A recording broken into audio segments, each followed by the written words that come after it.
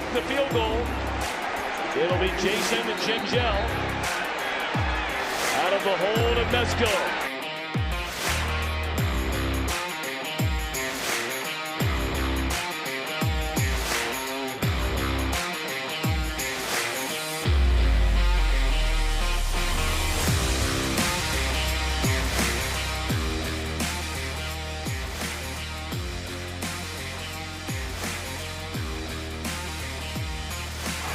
Good snap, good hold, and the kick is blocked. Appalachian State has stunned the college football world. One of the greatest upsets in sports history. Live from Chatterbox Sports Studios, it's Off the Bench with Thom Brennaman. All right, good Friday morning to you. Everybody fired up and fired up for the weekend. Good morning and welcome to Off the Bench, presented by United Dairy Farmers. I'm Thom Brennaman. We come your way each and every day, Monday through Friday, 10 a.m. to noon Eastern Time. You can find us. Jump onto YouTube/Chatterbox Sports. We ask you to please subscribe to the show and flip the notification switch on. If you prefer to join us via the podcast, you can do that wherever you get them. Just go to Off the Bench with Thom Brennaman, and you will be dialed in. Gentlemen, before we get to the serious news, good morning. Casey, Paul, how we doing on this Friday morning? Doing good. Yeah. Doing great. Excited. Today's Friday. It's our picks day. Big picks today. I'm excited to get a big lead on you today, Thom. Picks today. And for Paul, you're off to a big party tonight. We can live vicariously through you for the weekend. Yeah. Right? Yeah, well, we hope. We still got to figure out the costume thing, Thom. We're still workshopping. There's a costume party tonight. Yeah, that's the same thing. And you haven't gotten that figured out yet. Come on. What do you take me as? We should, I don't know. We still need suggestions, chat. We'll figure it out. Still need some Yeah, the chat. Let's chat dialed in already? Early on. I can pretty much figure it out. Sir Boy Wonder, good morning indeed. 6412 Mars, the player formerly known as Mouse Cop, Reed, retired U.S. veteran. We always send our best to you and thank you for your service. So, lots of folks jumping in on this Friday morning. Now, look, it's the last thing you saw coming. Yeah, we knew in the New Orleans game 2 weeks ago, showed up on the injury report. We knew Jamar Chase had been nursing a sore hip last week. But then the guy just lights it up against Atlanta, right? Over 100 receiving yards, a couple of touchdowns, and we're thinking the dude's good. Apparently he's not. He has a hip flexor strain and will be out for the foreseeable future. That was a term, foreseeable future. Now, an option is if you put him on the IR, that means he has to miss the next 4 games. And there can be all the speculation in the world. And we're going to talk to James Rapine here in a few minutes about it. He's down there covering the Bengals at Paycor Stadium today. But we certainly wish Chase a speedy recovery. Who takes his place? More than likely, Michael Thomas. He has played 3 seasons with the Bengals. He has 20 catches. He has 30 total in his career. Trent Taylor and Stanley Morgan figure to get some playing time as well. The Bengals and the Browns will play Monday night in Cleveland. And again, James Rapine coming up shortly to talk about it. Thursday night football. The co-leaders with the Bengals in the AFC North, the Ravens, go to Tampa Bay to face the struggling Buccaneers. And man, oh man, the struggles continue for Tom Brady. This is one of those cases where the stats can be very deceiving. Brady throws for over 300, although he does throw it 44 times. And if you throw it 44 times, more than likely in an NFL game, you ain't winning. And the Bucs didn't win.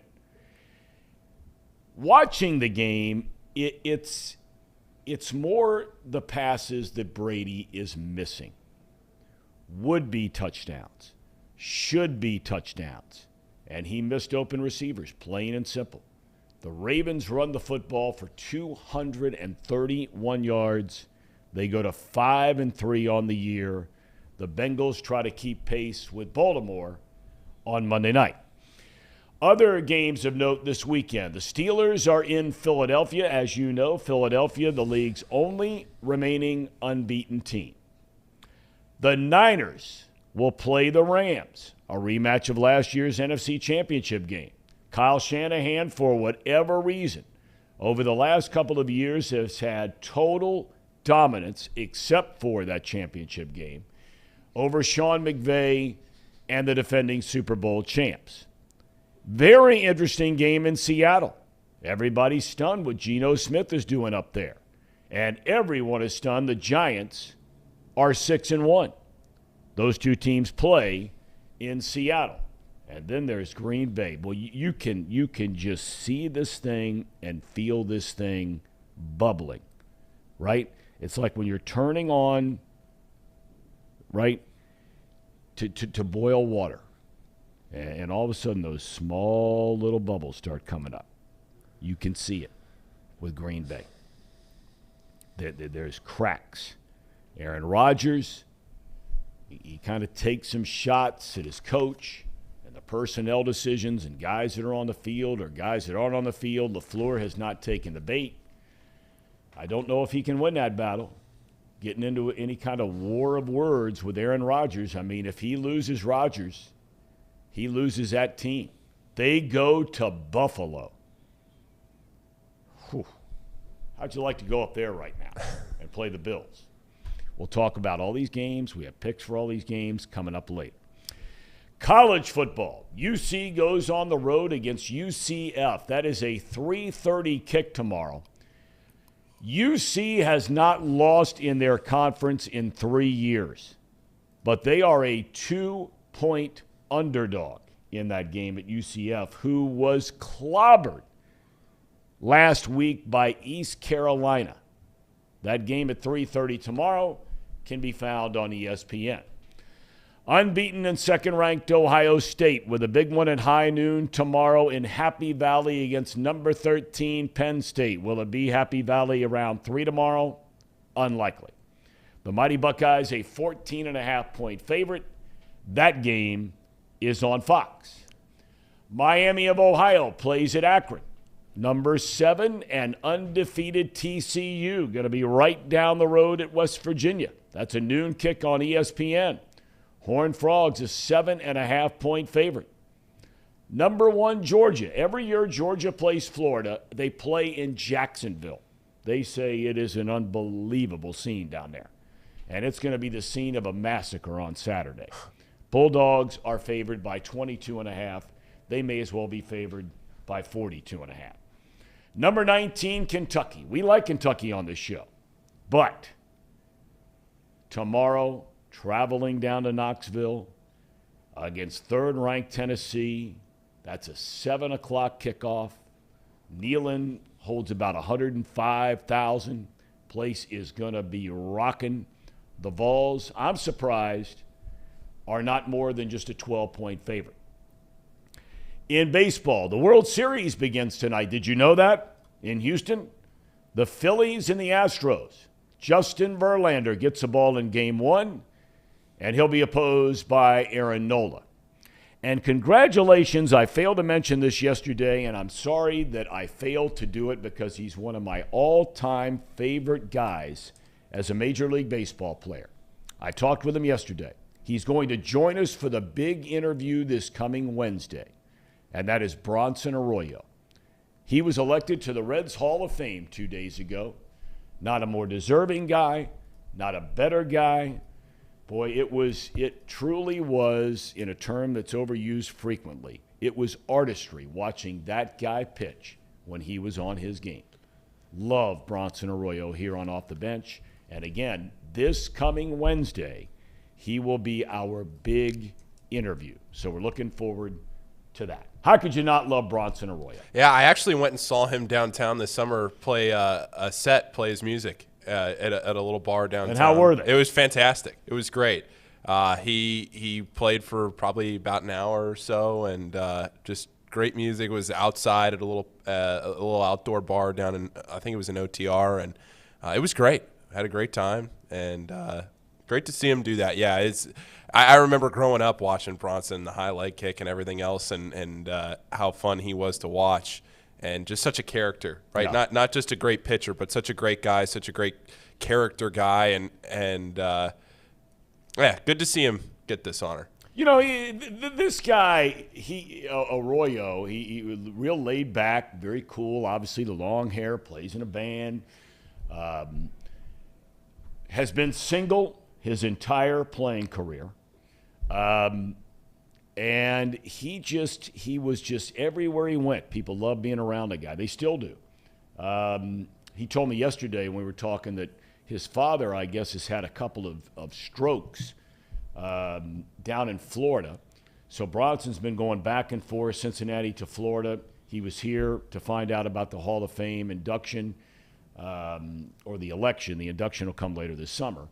But then he went right back down to the Tampa area. Bronson lives down in the Florida Keys.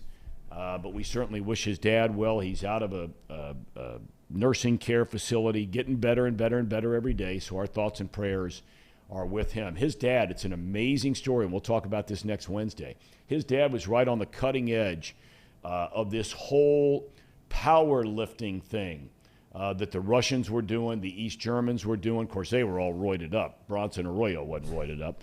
But he got his son doing that stuff when he was like 8, 9, 10 years old. And it's really interesting to get Arroyo's thoughts on that.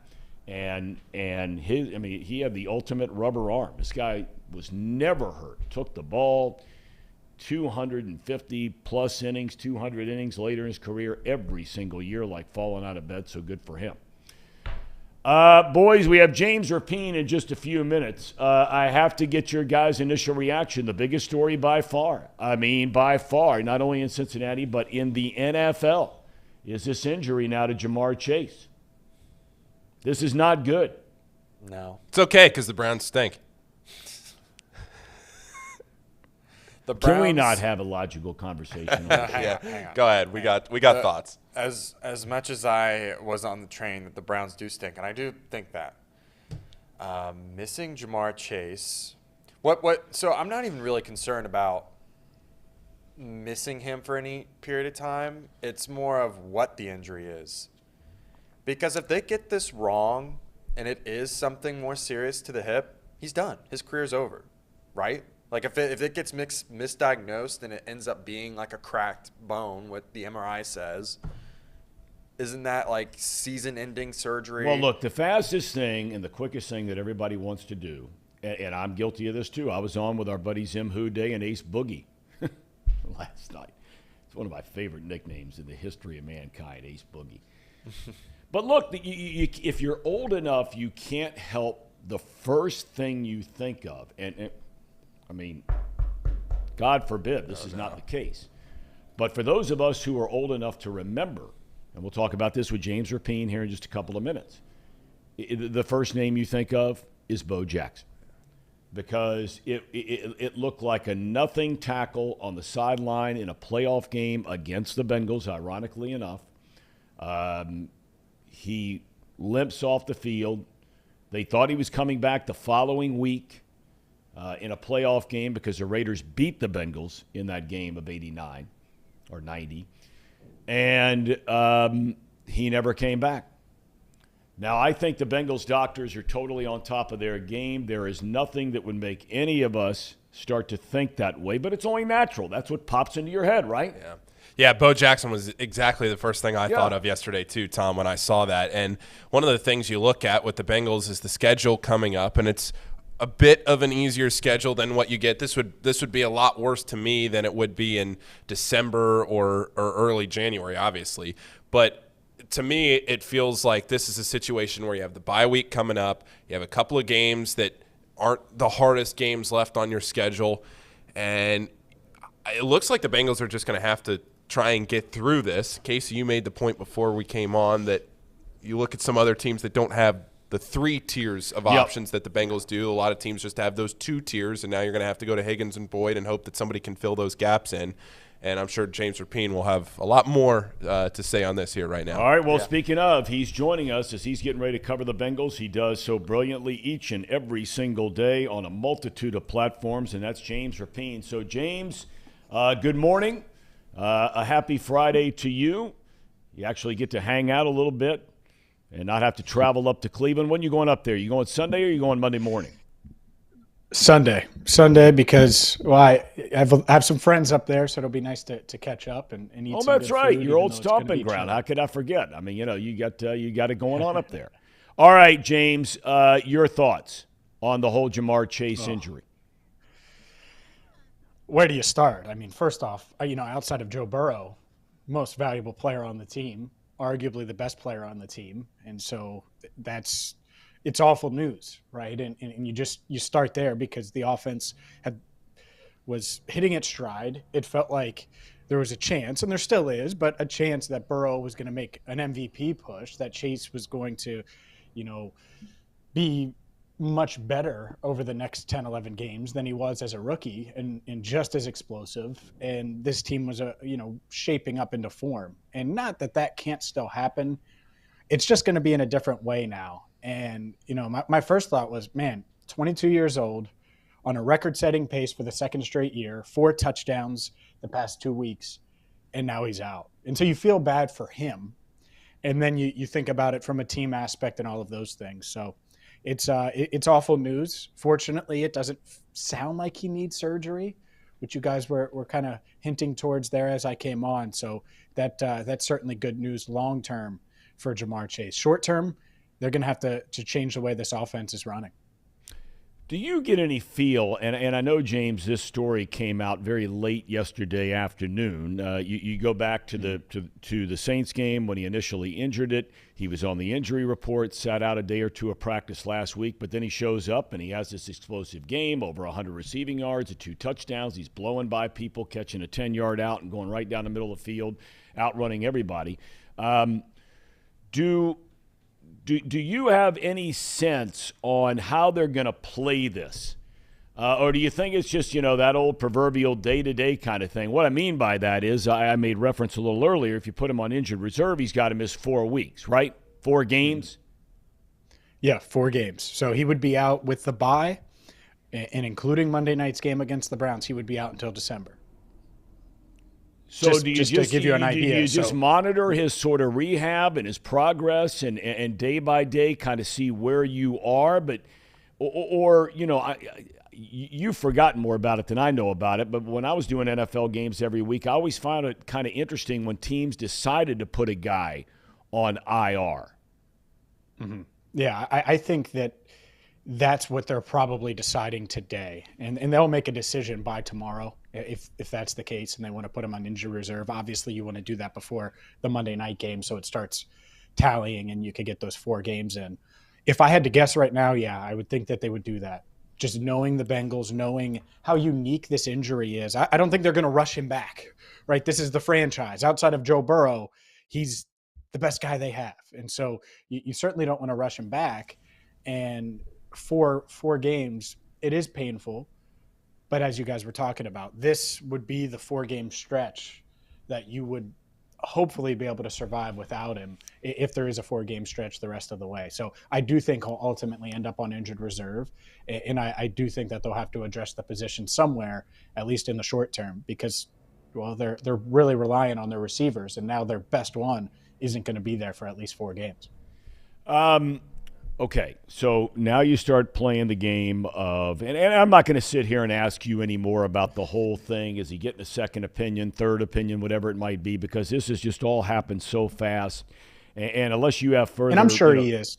Yeah, I'm sure he is. Yeah, I'm sure he is because, look, it's a unique. This isn't a sprained ankle, right? It's a very unique thing, and all the reporting around it based on what I've heard and others. I know Paul Dehner Jr. did a really good job of The Athletic talking about this and reporting on it. He feels fine. Like, I think Chase could play Monday, but he also has a fracture in that hip and you don't want it to get worse. So he's not going to play, and they're going to try to get that bone healed And that's the part of it. How long will it take for it to heal? That's why I think he ultimately lands on injured reserve. Okay. How healthy is T. Higgins? He's pretty healthy. I would say he's close to 100%. That ankle has gotten better and better. And, you get an extra day this week. I think by the time Monday rolls around, he's going to have to be – certainly all systems go now regardless. But I think he's going to be as close to 100% as we've seen him since he tweaked that ankle back on, Thursday Night Football against the Dolphins? Mm-hmm. Okay, so we know about Higgins. We know about Boyd. Mm-hmm. I had referenced a minute ago, is Michael Thomas, that proverbial next man up, or do you suspect that we see a little bit more of Morgan, we see a little bit more of Taylor, or both, or neither, or do you make a deal? I know there's a lot in that question, but sure. Let's start with Thomas first. Do you figure he's the first man up in this deal? Yeah, I think he is, because he can play outside. They're comfortable moving him around. He obviously knows the system inside and out. We've seen him step in for T when T's missed time this season. And so I think that will be the answer on Monday. But as far as wide receiver in general goes, well, Stanley Morgan Jr. is dealing with a hamstring right now, and he missed practice yesterday. We'll see if he can go today. But it isn't just Jamar. And so that's why I would guarantee they add someone. It might not be a big name. It might not be a trade necessarily. It might just be working out guys and bringing someone in. They just need another receiver, and they need someone that can contribute, or at least give them some insurance at that spot. And unfortunately, I think the biggest loss, you could talk about playmaking and everything that Chase does, they don't have any scary outside speed now. Like deep downfield threats outside of T. Higgins, who scares you downfield if you're opposing defenses. And unfortunately for them, I don't think there are many guys that can do that out there on the free agent market.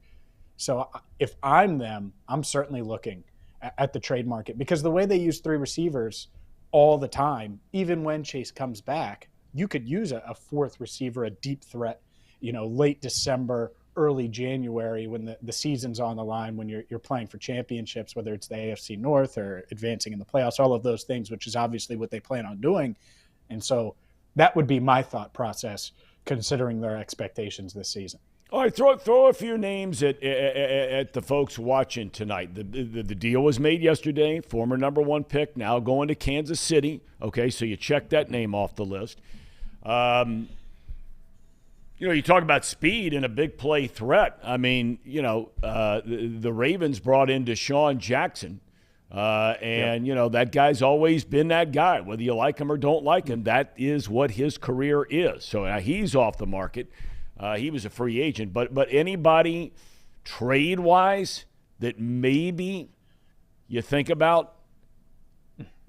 It's tough. It's tough to pinpoint that, because you look at the Bengals, and it's not just give up a future asset, it's cap space. And they have a little over $3 million in cap space this season. And so it's like, all right, well, who are you going to add? I assume it would be a rookie contract. Well, that's a little more valuable, because the guys probably have more than 1 year left on their deal. I've seen Terrace Marshall being thrown out there. It's certainly interesting with the LSU ties to Burrow. Is Carolina really going to move on from a young, controllable player, second-round pick in his second season? I don't know. I know the Bengals really like Denzel Mims the year they drafted T. Higgins in 2020. It hasn't worked for him in New York with the Jets. So maybe you try to snipe him from New York and bring him in. But it's tough, because you're right. There aren't many obvious guys. I could throw out big names and get people excited and say, go get Brandon Cooks. Well, is it going to work salary cap wise? And can you make that work? And are you going to do that if it is just for 4 games, with Chase out? I don't know. I don't know if they would be willing to go that route. DJ Moore, it sounds like the Panthers want a ton for him. I think he could do a lot of what Chase does, not at the level that Chase does, but from a football standpoint would make a lot of sense. I'm not sure if that's realistic, especially when you look at his contract. So there are a lot of guys. Jerry Jeudy's been a guy. KJ Hamler would be interesting from the Broncos. So there are guys. It's just, what's the price? Does it work financially? All of those things. And then the other part of it, and I wish I could give the Bengals truth serum, how long do you think Chase will realistically be out? Because if you think he's going to be out longer rather than shorter on that 4 to 6 weeks that Adam Schefter reported, then you might be willing to be more aggressive. But if you think it's, internally 3 to 4 weeks and you think he's going to heal fast, well, then maybe you just try to sign someone. You mentioned Deshaun Jackson. If he was available, and he technically is because he's on the Ravens practice squad, but just looking at him on the sidelines with the Ravens, it doesn't sound like he's going to move, and they'll probably add him to the active roster in the near future. That would have been a guy that would make sense because he could split time with Michael Thomas and split time with Stanley Morgan Jr. and just give them a big play threat where they send him on 4 go routes a game just to keep the defense honest. I think that's something that they're going to miss and that they need to find. So those are just some of the names. The free agent market, unfortunately, there aren't many. Trade-wise, we know the Bengals' history. It's not like they make a lot of deadline deals. So it's going to be interesting. I certainly think they're going to listen and talk to teams.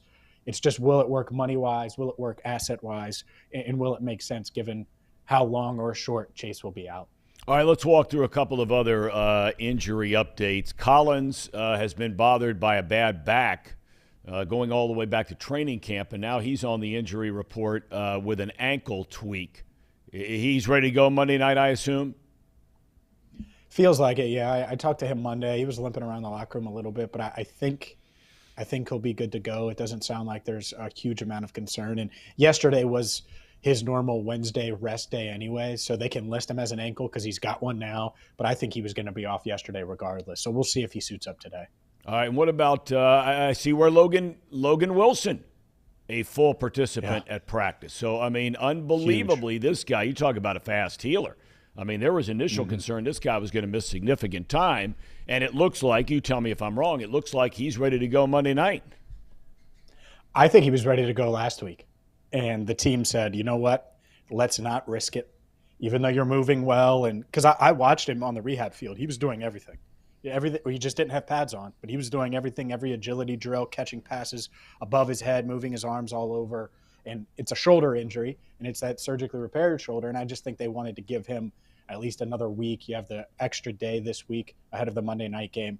Yeah, I expect him to play, and not a moment too soon because they're going to need him to try to slow down. I don't think they can stop it, but slow down that tough Browns rushing attack. And last injury, I guess it's diagnosed as a quote-unquote stinger. NFL players get these pretty regularly. They thought initially it might be a neck injury, but Hendrickson, do you expect he'll be at full tilt Monday night? I think so. I think that's the way they're leaning. Hopefully we can, see him get out there and practice a little bit today. But yeah, and that's the thing. That's what was so surprising, not to ramble here, about the Chase aspect of it. Because yesterday at this time, you're thinking, oh, well, they're just giving him an extra day. He's sore. No, turns out it was much more serious, and those scans revealed something that they were hoping not to see, put it that way. So, I do think that Trey Hendrickson can suit up. And again, he's a huge piece of this defense, and a defense that they're going to need to lean on even more now with Chase out. All right, let's talk about the game Monday night. I don't think it takes a rocket scientist to figure out that the Browns, I've called them a team right now in desperation. They've lost 5 games, 4 of those 5 by a combined 11 points. I mean, they're this close to being pretty good, but the bottom line is they're 2-5, so they can't close out games. They're going to want to run the ball. At least that's what you hear all the time, yet Jacoby Brissett slinging it around 27, 35, 40 times a game. What's your feeling on the Browns? You have inside sources at the Browns. There's been a lot of talk about Kevin Stefanski. Is he the right guy? And on and on and on and on. How do you see them coming into this game and their mindset against the Bengals on Monday night? You're right. They're desperate. And that's what's scary about this game is, the last thing you ever want to do is face someone that's desperate. And I think that this is a woodshed game where they're going to pull out every trick, every single thing in the bag to try to escape with a victory on Halloween night. And it can be a season saver. You get to 3-5, it just feels much, much different than 2-6. And historically, you look at teams that fall to 2-6. You don't make a run. It doesn't matter if Deshaun Watson's coming back or when he's coming back. It doesn't matter. It's really, really hard to dig yourself out of that type of hole. And so I expect to see Nick Chubb early, often. I expect to see trick plays. I expect to see fake punts. I expect to see whatever it is that they need to do to try to get a win. And that's a tough spot for the Bengals, especially now, because you are going to be shorthanded on both sides of the ball. Your best player, arguably, on defense isn't going to play. We know that with DJ Reader. Jamar Chase, certainly your best skill player and arguably your best player, isn't going to play. So now you have to go on the road, face a desperate team. This is going to be a tough game. And right now you're facing the best running back in the league. I don't think that that's wrong to say about Nick Chubb. Kareem Hunt is showcasing his talent for the rest of the NFL because he's on the trading block. That is no secret, and plenty of people in Cleveland will tell you that. And so it's a desperate team that needs a win that, you're right, has been competitive. They're right in line with the Bengals. The Bengals have 3 losses by 8 total points, right? The Browns have 4 losses by 11. So if the Bengals lose a game by a field goal, they're right in that same boat. So think about how close those 3 losses for the Bengals were. That's how the Browns have been. And they're at home, and I know that stadium is going to be insane on Halloween. I mean, no doubt. It's going to be one of the craziest environments for an NFL game on Monday Night Football that I think there is all season long. So I don't it's think it's going to be a tough one, no doubt about it. Any prediction for this one? Knowing what we know, with Chase out, Reader out, desperate team in Cleveland. I mean, do you feel that? What's the last spread on this, Paul? 3.5? 3 now. All right, it's down to 3. You think this is played within that spread? I do. I think it's right. I think that's about right. To me, I think that it's going to be tough for the Bengals to get off to a quick start. And, you hope, if you're the Bengals and for the fans out there, that those first 15 plays really catch the Browns off guard and they're able to do things that get the ball moving. They can get out to an early lead, because I think this offense is going to be inconsistent on Monday night because there's no Chase, because you don't have those playmaking abilities to hide the lulls and the ebbs and flows that naturally come on offense. I still think the Bengals should win this game from a talent perspective. I just think it's going to be really, really tough. So if I had to make a pick right now, and it's tough, but I would say 23-20, something in that range. Yep. And they're going to have to win ugly, I think, if they're going to win some of these games, because it's just losing a guy like Chase, even though you have a few practices to install things and you knew it was potentially coming. I think it's going to be tough for them to do what they've done on offense and put up 30-plus points like they have in back-to-back weeks. Well, Jay, before we let you go, this is one of those things, and it makes me crazy, and I mean, it really does make me crazy. When you have a team that all of a sudden they have a couple of good weeks throwing the football, and you'll have people that follow the team that'll say, oh, you don't need to run the ball. They just threw the ball for 350 yards. This is a game. We saw what the Chargers did running the ball against the Browns. This is a game where the Bengals have to be able to run the ball, don't you think? I mean, really run the ball. Sure. Yeah, that would be a huge, huge boost. It would take pressure off of Burrow. It would keep the defense on the sideline, because they're going to take a beating. Like, it's going to be physical. They may hold Chubb in check, but it's gonna be tough. And so, yeah, I think if you can get that ground game going and the quick passing game, like those to me are one and the same. If it's dump offs to Mixon or Boyd or whoever the case is. So yeah, this offense is going to look different, and part of that might be running the ball. They've been better running out of shotgun, so wouldn't be shocked at all if that's how they do things. But do they move under center a bit more without Chase? It's going to be interesting. This offense is certainly going to look different, Tom. So I'm curious to see how it looks on Monday. Well, this is one of those games, coaching. I mean, this is a big game for that coaching staff. There's no doubt about it. James, enjoy your trip back to Cleveland, Ohio, and we'll check in with you next week. Thanks for your time today. Sounds good. Thanks, Tom. Appreciate it. Great stuff with James Rapine. He filled in for Mo Egger. Was it yesterday or the day before? Did a great job. Love listening to him and telling you everything you need to know. I mean, you just said it. He made the point. this is one of those games where Callahan, Zach Taylor, he pointed out they've known this was coming. Now, to a greater or lesser extent, they knew better than the rest of us the severity of this hip injury to Jamar Chase. So if you know that, you just heard him say it. Those first 15 scripted plays, right? What's it going to look like? When that crowd's going crazy and that Bengal offense takes a field for the first time on Monday night, who are they? What are they? What are they going to be? How are they going to evolve? All of those questions. And I know everybody and his brother last couple of weeks, don't need to run the Okay. You getting it, and the weather's going to be okay. If you're going to be minus Chase for quite some time, this team has got to run the ball. Just look at the Ravens last night. Ravens don't look any good. They can't throw the ball. And you talk about a team that's got injuries everywhere. Every time you turn around, it's getting to be a carbon copy in Baltimore that it was last year. I mean, they got nothing in their wide receiving core. Duvernay's not a bad player. Andrews is their best receiver.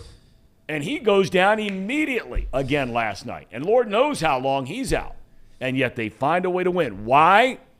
Because they ran for 231 yards in the game.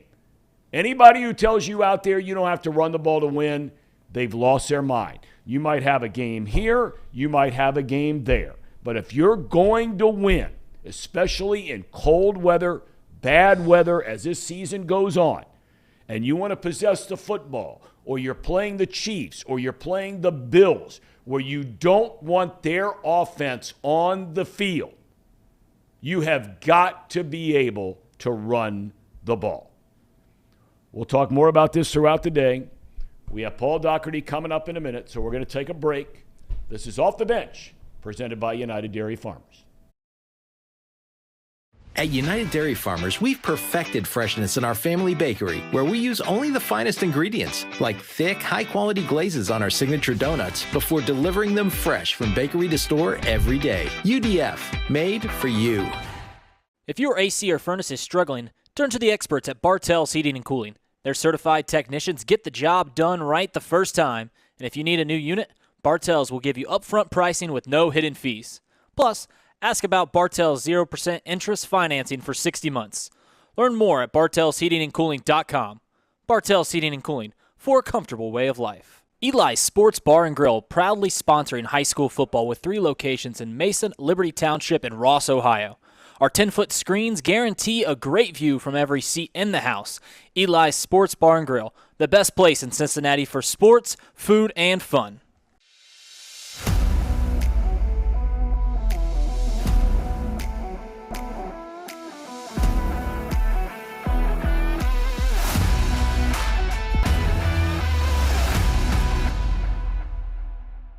Where can you turn when you're in pain?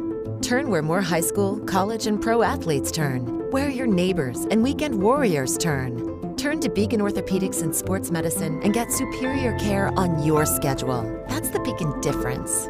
Check out our fresh arrivals at Jake Sweeney Used Cars. Over 250 used vehicles weekly. All makes, all models. From economy to luxury, Jake Sweeney, the original used car superstore. JakeSweeney.com. I know one thing. Ain't nobody does this better than us. Facts.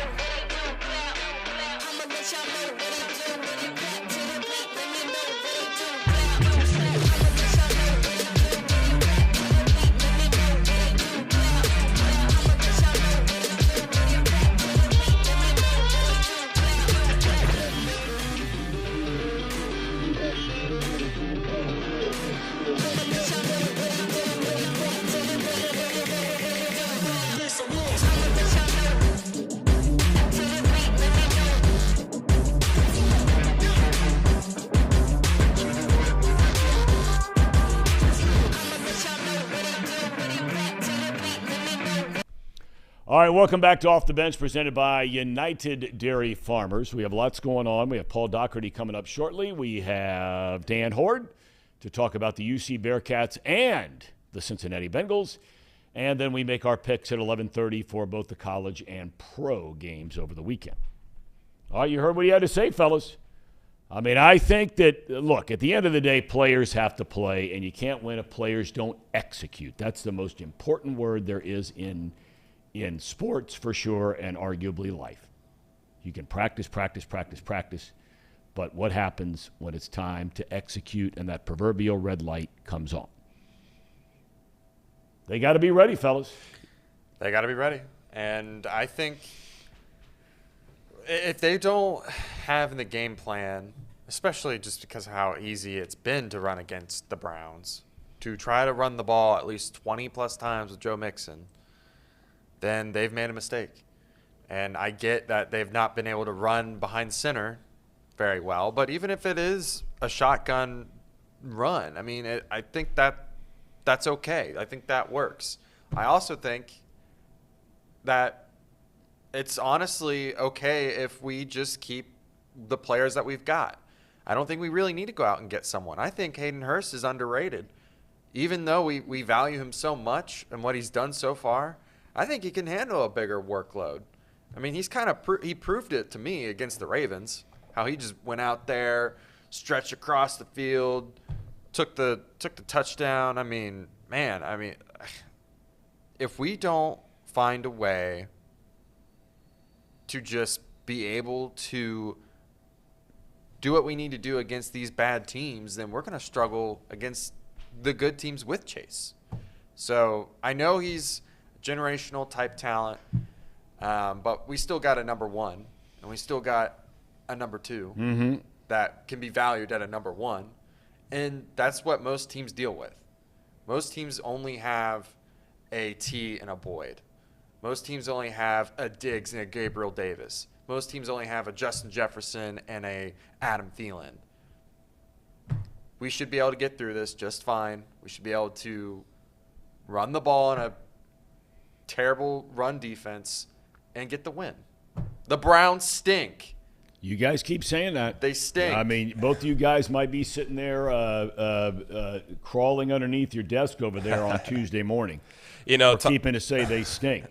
And I don't want to hear this business about the injuries on Tuesday. I don't want to hear it. I don't want to hear it. I'm done listening to it because when I watched the Baltimore Ravens last night and I look at all the guys that they have hurt on both sides of the ball, and they put together a game plan against a Tampa Bay team that's been gashed in the run game all year long. Jackson's not throwing it well. Andrews is out. All these other guys are out, and yet they find a way to go on the road. Let me ask you this real quick. Does Tampa Bay stink? Now, wait a minute. Does Tampa Bay, yes or no, do they stink? They're not good. They're not good. good. What I asked you. You said the Browns stink. Well, they do. And I'm asking you, does Tampa Bay stink? The way that they're playing right now? Here's the difference. At the end of the day, I'm asking you, do they stink? Here's the difference. Part of saying that the Browns stink, part of my take with saying that the Browns stink goes hand in hand with the fact that I don't think they're going to have any shot at the postseason. As bad as Tampa Bay looks right now, as bad as Tom Brady looked last night, they got a shot at making the postseason. I'm not talking about their circumstances or their division. I'm saying when you watch the Tampa Bay Buccaneers play on offense, they can't run. Brady's missing throws. Their defense is getting gashed left and right, although they hung in there last night for a while, till the very end. Do you think that it's a tougher win for Baltimore without all those pieces, including Andrews, who got knocked out of that game early? Do you think it's a tougher game to win going to Tampa Bay and winning or going to Cleveland and winning? Ooh, that's a good question. Yeah, that was a good question, Tom. I don't know. Right now, wait a minute. You just couldn't answer the question if Tampa Bay stinks. I mean, right now, I'd say they're probably even in my mind. Okay. So if you're asking, with that in mind, it's fair to say, again, it comes down to players executing. But with that logic in mind, then it's fair to challenge Zach Taylor and his coaching staff. Yes. Much with the same challenge you would have issued to to John Harbaugh and his staff going into the week, knowing that Andrews had the bum shoulder, knowing they don't have weapons on offense. And, I mean, look, their weapons on offense aren't even close to what the Bengals have, even without Jamar Chase. We agree with that? Yeah. And Burrow's a better quarterback than Lamar Jackson. We agree with that? Yeah. Oh, yeah. Okay. So this is on the staff now, in my opinion. Yeah, no doubt. Yeah, they got to figure it out. You got to go. You have to be able to go up to Cleveland, exercise some of those demons that the Bengals have had against the Browns in years past. We know all the stats. We don't need to keep beating a dead horse here. We know how much the Bengals have struggled against the Browns. And yeah, now you start to look at it and you start to look at the betting trends. Things are starting to go back towards the Browns now. This opened, Tom, earlier in the week. You saw everybody was betting on the Bengals earlier this week. It was 90-10. 90-10 Bengals over the Browns as far as the money. It's now 52-48 Cleveland. Really? As the money has come back toward the Browns, and the line has only moved a half a point back down from 3.5 to 3. So things are starting to even out. We talked about it yesterday. I said it was at 2/3 yesterday. Now it's at 50-50. So I think the other thing, too, and this goes along with what you were asking about the Bucs and the Browns, is we talk about all these teams that are hurt, and I mentioned it yesterday on the show, how you go through the injury reports at this point in the season where everybody starts to get in the bye weeks and everything else, and guys are banged up. Look at the Browns. Look at the injuries that they've had. The Bengals need to be able to overcome something like this in the middle of the season, because these are the types of things. Maybe not every team is going to lose one of their best players, but to a certain extent, maybe a team loses 2 or 3 guys that are in that medium level of efficiency where they might add up to missing one player like this from Jamar Chase. So if you're the Bengals and you have Super Bowl aspirations, which you'd like to think that they do, sure, you have to be able to go to Cleveland and win this type of a game. You have to grit out a game like this on the road. Well, all of our guys, and the numbers just continue to pile up, all of our guys in the chat room right now, they're all saying, yes, the Bucs stink, but would you rather go play Tom Brady, who can still be Tom Brady on any given night, or would you rather go play Jacoby Brissett? That's the biggest no-brainer of all time. Yeah. And that's the same point that I made last week about how I'm not counting out Tom Brady. I mean, look at the slow starts he's had before. As bad as the Bucs look right now, as terrible as they look, and they looked bad last night. That game was ugly to watch. That was a painful game to watch last night. Did you see that note last night, 20 years ago to the day? Think about this for a minute, okay? And here in Cincinnati, we've seen some good football the last couple of years. And look, Marvin had some decent teams here. He got to the playoffs 4, 5, 6 times. But think about this. Last night, the Buccaneers lost their 3rd straight game with Tom Brady at quarterback. Yeah.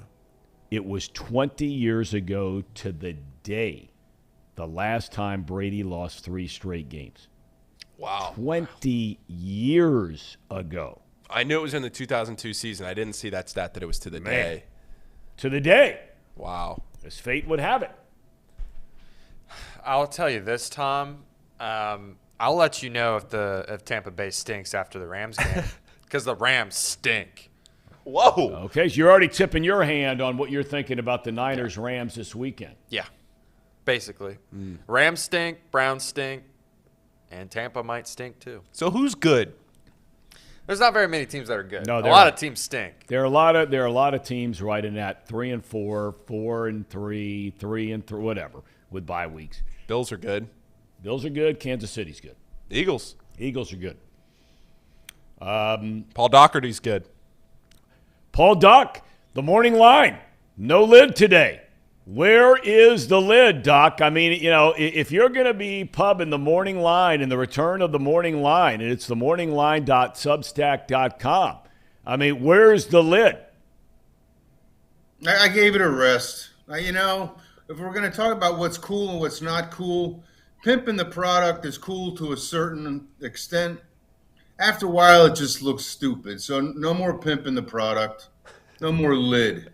You guys can wear one, Doc, though. I got to tell you, look, I mean, there is a point where I understand what you're saying. But, I mean, we've got hundreds dialed in regularly, and they love the TML hat.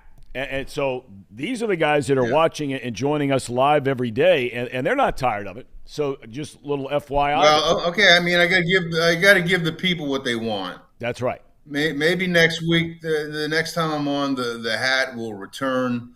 But this week I gave it a rest because I like to think I'm cool.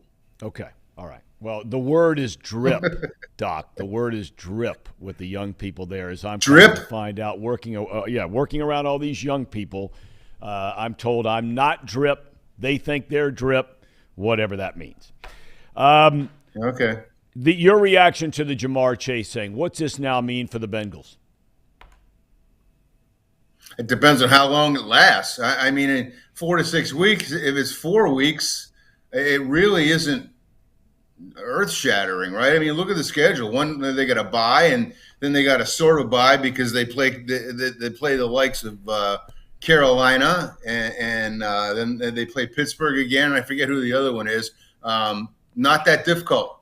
4 weeks, you got 3 games and against 3 opponents they could beat without Jamar Chase, in my opinion.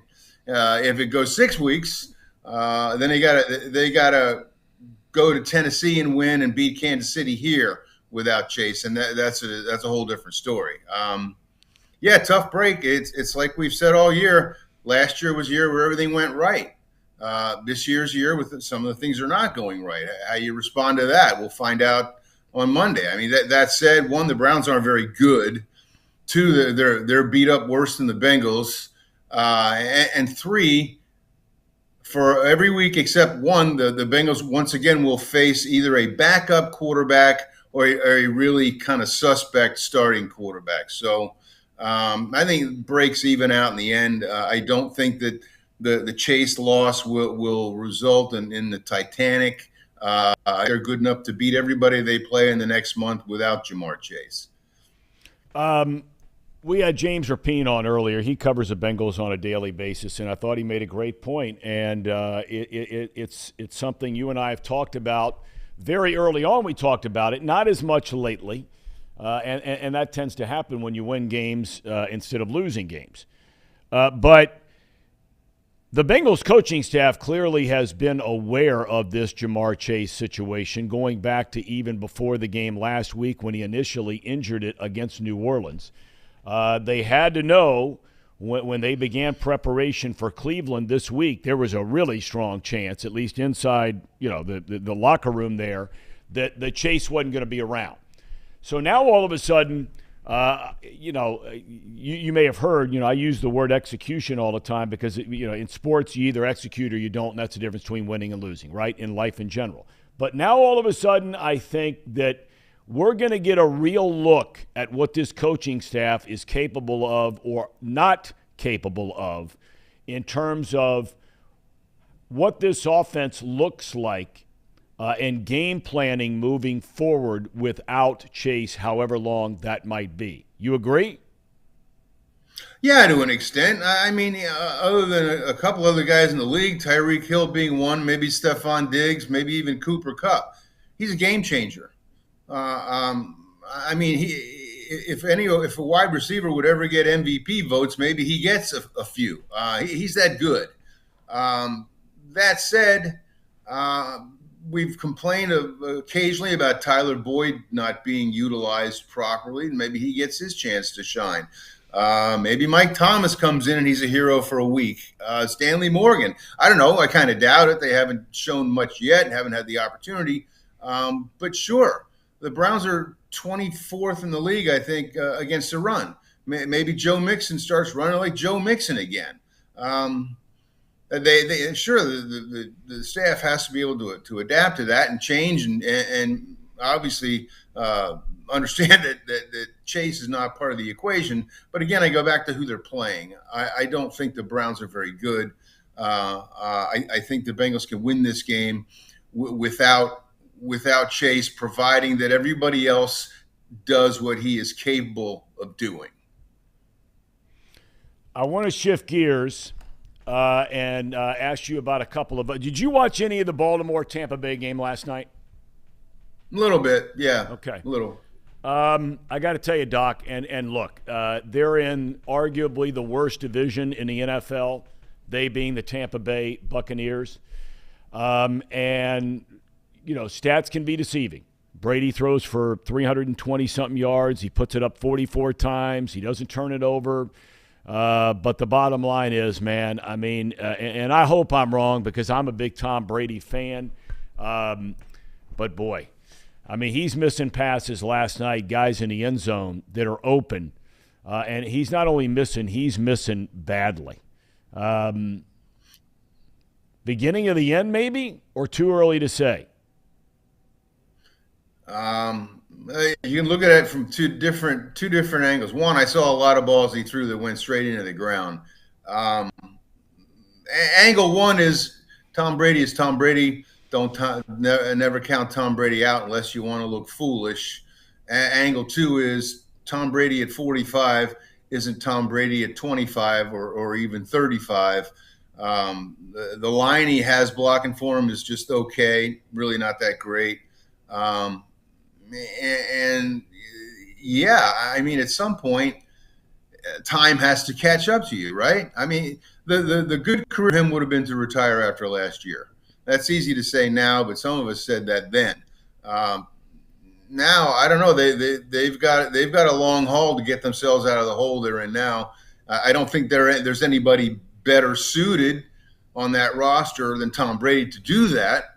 But you're right. If you watched him, and you watched him all year, not just last night, he's been a little off. And I think we talked about this before. He hears footsteps a lot. He always has. And when you hear footsteps, maybe you get rid of the ball too quickly. Maybe you make a bad decision or two. You don't wait for your receivers to get open. Maybe you can't because the rush is on you. I think that plays a big part, especially when you're a guy like Brady, who has never, even in his finest years, been the most mobile of guys. We're going to have Bronson Arroyo on the show this coming Wednesday. He was elected to the Reds Hall of Fame, and that's a landslide, no-brainer. What a performer this guy was for the Reds. I don't know how often Cincinnati gets labeled as being cool, but Bronson Arroyo, as you pointed out, and you were the first to point it out many, many years ago, he was cool. He is cool. He was cool to watch. He was fun to watch, and I think everybody who's ever spent literally 10 or 15 minutes around this guy, you couldn't be happier for somebody to have this recognition. Yeah, he was one of those guys that made me glad I chose the career that I did. Just a regular guy. To me, cool guys are effortlessly cool. They don't have to work at it. They don't have to try to be cool. They don't have to demonstrate how cool they are. They just are. They let everybody else decide if they're cool. And Bronson was overwhelmingly cool, mainly because he didn't have to work at it. And he was a good dude to everybody. You and I both have seen guys in the manager's office and in the clubhouse who will warm up to you if you're someone well-known in the media. I remember Tommy Lasorda, may he rest in peace, who loved the national guys and was not great with the local beat guys. Bronson Arroyo would be nice to everybody. He was a regular dude. After I wrote that yesterday, I got tons of response from people who said, I remember when he showed up at my Boy Scouts camping trip and played guitar. I remember I hung out with him briefly in Goodyear or something, and nobody said this guy was a jerk, because he wasn't. And his cool, like I said, his cool was effortless. And to me, that's the key to being cool. So let me ask you this. Let's do cool, not cool for a second. Yeah. I say George Clooney and Dwayne Johnson. Who's cooler? Oh, no contest. Not even close. Clooney. You agree or disagree? No chance. I totally disagree. You're kidding me. I totally disagree. I love Dwayne Johnson. Dwayne Johnson seems like a really cool guy. Seems like a good guy. But do you think that Clooney goes out of his way to try to be cool? I think there's a bit of an act there. He's an actor. Okay. I think there's a fair sort of enough. a practiced cool around George Clooney. Nothing against George Clooney, but we're comparing him to one of the coolest guys ever, in my opinion, which is The Rock. Guys, what do you Who's think? shown Who's that he can cooler, be James? cool. Who's cooler, fellas? You chime in. You vote on this. What do you think? Dwayne Clooney or The Rock? I would definitely say The Rock is Okay. cooler. Paul? If you know me, The Rock's my guy. I love Clooney. All right, well, obviously, I'm in the minority. 3 out of 4, majority There rules you go. on that. Okay, all right. What else, Doc? You got 2 other names? If you had to pick one guy to hang out with and be cool with on your desert island, Bronson Arroyo or Dusty Baker? Arroyo. I like them both. Baker. They're both really cool. I do think too. we have That's great, like M&M regular, M&M peanut, right? They're both great. I go with Dusty. Yeah. I mean, look, both of them, you're going to have great conversations. You're going to have intelligent conversations. You're going to have deep conversations. And maybe the only reason Arroyo is because I think if you're stranded on a desert island, you got to have some music, and so he could at least strum a little music, I think, for you there. So that might Dusty be can't play music, but he knows music. Yes, he does. He knows music very well, but if he doesn't have that little button to turn around and push it, he ain't going to play it. Whereas Arroyo could, he could we could take a couple of vines, take a couple of tree limbs, and now he's got something going, and at least you got some entertainment, right? Or ask your panel to break the tie. All right, fellas. Bronson Arroyo or Dusty Baker? I think it'd probably have to be Bronson. Okay. Bronson. Okay. All right. Okay. All right. So now we got to do best out of 3. All right. Okay. All right. For the Well, time. we got to so- come up with some guys now. All right. Let's come on. All right. Let's say you're going to go out on the town, and I'm gonna make sure that we all just say that for one night, no one can bother these guys when you're out on the town. Okay, no paparazzi and no fans coming over and all that kind of stuff. But if you had to go out and just have a few beers and just hang out the whole night with a bunch of buddies, and you either had, let's see, Tom Brady Okay. or Joe Burrow. That's really a no contest. That's not a fair fight. Really? Yeah, Joe Burrow by a mile. Oh, yes. You think Wow. Tom Totally Brady agree, would be a fun guy out on the town? Dude, I'm telling you, Tom Brady is one of the. Now you talk about, and I've had a chance to be around him in we used to go in and do NFL games, and he would come in, and the only people that would be sitting in there would be him and me, and in some cases Troy Aikman, in other cases Chris Spielman, whoever it might be, Brian Billick, whatever it might be. I got to tell you, Tom Brady is one of the coolest guys I have ever been around in my life. I think just getting to see him I from all haven't the had that pleasure, so I'll yield to your Okay. All right. Well, but expertise. Burrow would be a good one. Paul, you're the tie break here, or we may not have a tie break if you pick Brady. I don't. That's just all the history that Brady's done over the years. I feel like it would be that Super Bowl parade that Brady and all the fun. Oh man, I don't know if I could pass up. Brady's flipping the Super Bowl trophy across water and boat to boat, right? Yeah, but he had his best bud there, Gronkowski. If you would have asked me Gronkowski on Joe Burrow, I might have picked Gronkowski on that. I think if you're looking for stories and you're going to if you're going to the Blind Lemon for a night and you're just sitting around the fire and you're talking, I'm gonna take Tom Brady. But if you're going to the club and you're going to the music, dude, you're getting way too. Then you're out going there to now. you're going This to Burrow. Is way too much. You got to pick one or the just other right pick here. one for God's sakes. I gotta pick Brady. Okay. Okay, so we're tied. We're still tied. Arroyo.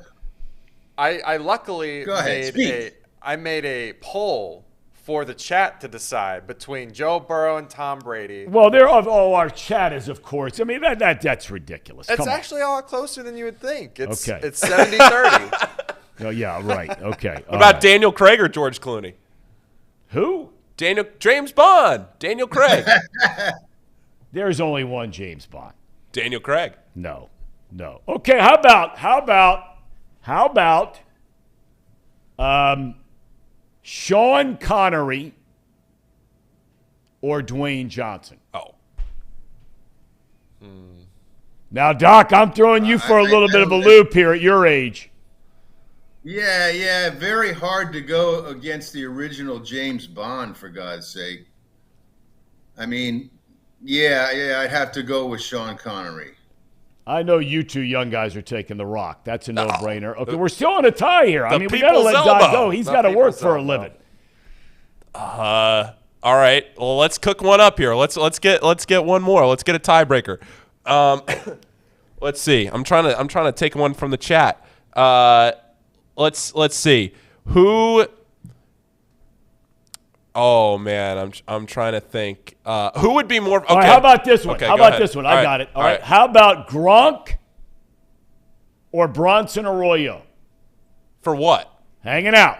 Just hanging out? Hanging out. Oh, Gronk. Doc? Arroyo. I am too. We're never. I don't need to go to a club and like wear a lampshade on my head or break a bottle on my forehead. I don't want that kind of fun. I agree. I want more of a laid back, mellow, mature. I'm not perpetual 18-year-old freshman in college fun. I don't want that. That's right. That's why this will never end, because you two guys are going to pick the young guy, and Doc and I are going to take Sean Connery. Sean Connery or Frank Sinatra? Oh. Frank Sinatra or Elvis Presley? Frank. Oh. Now we're really getting old. Oh, Elvis. Man. No, Elvis. Frank. Elvis. You say Frank. You say Elvis. Doc, who you taking? Frank. Thank you. I'd have gone Elvis. Oh, let's go, Thom. Now, Let's go, Thom. This will never end. Come this on. will never end. No, we're done. We're done. Doc, we'll look for themorningline.substack.com. This has been fun. We've gotten off a little sports and serious and having a little fun. I want each of us, the four of us, to think of, when we have Doc back next week, we have to come up with at least 3 or 4 more pairings. Okay? Oh, yeah. We got it. So give it some thought. Doc, thanks for the time, my man. All right, boys. See you later. Make sure to bring the lid. You know, before we get Dan Hoard on, one of the greatest stories Harry Caray ever told me, when Harry was broadcasting college football during the wintertime, he was living in St. Louis, voice of the Cardinals. He's sitting in his hotel room, and the phone rings, and he answers the phone, and he says, hello, and he says, is this Harry Caray? He says, it is. He says, Harry, this is Elvis Presley. Harry hangs up the phone. Phone rings again 2 minutes later. Says, Mr. Caray, this is Elvis Presley. Harry hangs up the phone again. Phone rings again. Soon as Harry answers the phone, he says, don't hang up. Walk downstairs to the lobby and walk out in front of the hotel. And I will be sitting in front of the hotel waiting for you to take you to lunch. He said, at least go downstairs, take 5 minutes. So what happens? Harry goes downstairs. He's doing a game in Memphis. It's a Memphis State football game. He goes downstairs. He walks in front of the hotel. And here comes this convertible. Pulls right up. Guess who's driving? Elvis Presley. Harry Caray hung out, had lunch with Elvis, went and did the football game that night. Elvis picked him up after the game. Off they go to Graceland and hanging all hours of the night. Harry Caray and Elvis Presley. Harry Caray's going to be one of the pairings next week. So do you pair him up against a guy like Bob Costas? Oh, no. No chance, You pair him Tom. up Don't against- do Bob like that. I'm just saying, okay? I'm just saying, start thinking, and those of you in the Euchre. chat, Euchre. right? I mean, we got lots of people in the chat. Euchre. We need some of you to start thinking of some other matchups that we could conceivably have next week, because right now we're still in a tie. Harry and Euchre. Leif Erikson or Christopher Columbus? Ooh. We're back with Dan Hoard in just a minute. At United Dairy Farmers, we've perfected freshness in our family bakery, where we use only the finest ingredients, like thick, high-quality glazes on our signature donuts, before delivering them fresh from bakery to store every day. UDF, made for you. If your AC or furnace is struggling, turn to the experts at Bartell's Heating and Cooling. Their certified technicians get the job done right the first time, and if you need a new unit, Bartell's will give you upfront pricing with no hidden fees. Plus, ask about Bartell's 0% interest financing for 60 months. Learn more at bartellsheatingandcooling.com. Bartell's Heating and Cooling, for a comfortable way of life. Eli's Sports Bar and Grill, proudly sponsoring high school football with 3 locations in Mason, Liberty Township, and Ross, Ohio. Our 10-foot screens guarantee a great view from every seat in the house. Eli's Sports Bar and Grill, the best place in Cincinnati for sports, food, and fun.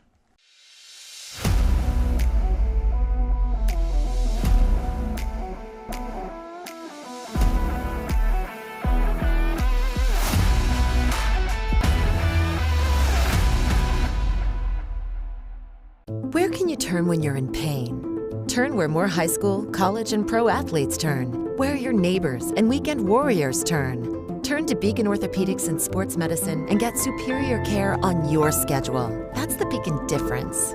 Check out our fresh arrivals at Jake Swinney Used Cars. Over 250 used vehicles weekly. All makes, all models. From economy to luxury, Jake Swinney, the original used car superstore.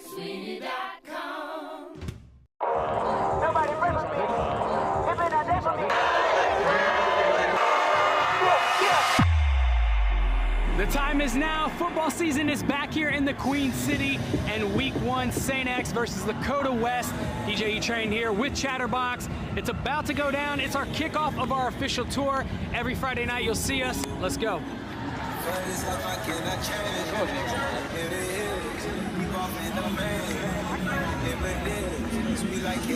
1, 2, 3. Let's go.